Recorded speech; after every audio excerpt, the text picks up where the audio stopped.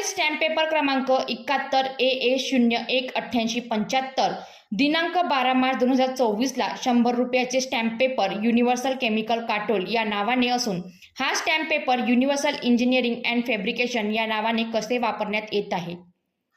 Universal engineering and fabrication Katol यांनी काटोल तालुक्यातील माळेगाव येथे राहणारे सचिन रेवतकर यांच्याकडे असलेल्या JCB पोकलँडचा मंजूर शासकीय निविदेप्रमाणे काम करण्याकरिता 2 वर्ष कालावधीकरिता उपलब्ध करून देण्याबाबत करारनामा करण्यात आलेला असून हा करारनामा नोटरी शासकीय कार्यालयात रजिस्टर केलेले किंवा ॲफिडेव्हिट केलेले नसून याच करारनामाचा वापर नगरपरिषद कामठीचे निविदे प्रक्रियेकरिता सादर केलेले आहे।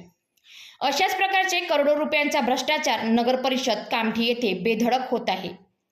हे पालकमंत्री चंद्रशेखर बावनकुळे यांचे विधानसभा क्षेत्र आहे। आता कामठी शहराच्या जनतेची दृष्टी यावर आहे की पालकमंत्री चंद्रशेखर बावनकुळे यावर कार्यवाही करतात का।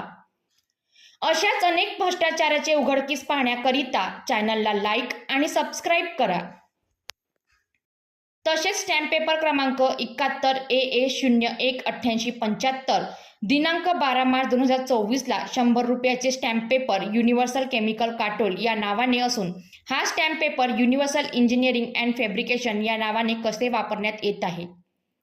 Universal engineering and fabrication Katol यांनी काटोल तालुक्यातील माळेगाव येथे राहणारे सचिन रेवतकर यांच्याकडे असलेल्या JCB पोकलँडचा मंजूर शासकीय निविदेप्रमाणे काम करण्याकरिता 2 वर्ष कालावधीकरिता उपलब्ध करून देण्याबाबत करारनामा करण्यात आलेला असून हा करारनामा नोटरी शासकीय कार्यालयात रजिस्टर केलेले किंवा ॲफिडेव्हिट केलेले नसून याच करारनामाचा वापर नगरपरिषद कामठीचे निविदे प्रक्रियेकरिता सादर केलेले आहे।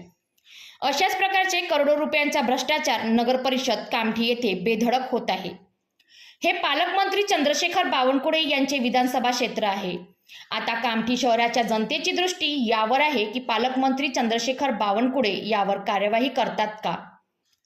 अशाच अनेक भ्रष्टाचाराचे उघडकीस पाहण्याकरिता चॅनलला लाईक आणि सबस्क्राईब करा।